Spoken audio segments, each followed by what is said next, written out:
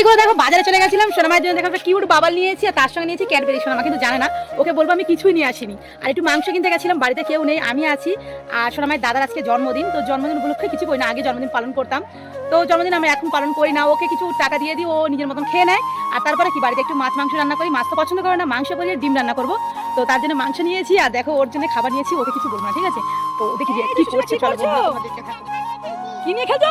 কোথায় পেয়েছো কাকা? এ বাবা,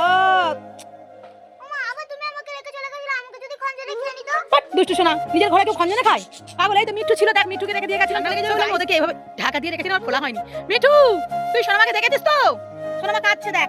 সোনামা, তোমার জন্য আমি একটা জিনিস এনেছি, ওঠো বলছি, দাঁড়াও। এই দেখো, এটা কিউট বাবাল, পাখা দেখো, পাখা পাখার মতন ঘুরবে, দেখো, দেখছো?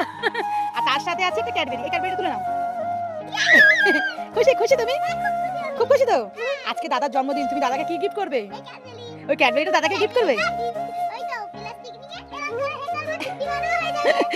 না, ওই ক্যাডবেরিটা তুমি খাও, দাদা তোমার কাছে এগুলো চায় না, ঠিক আছে?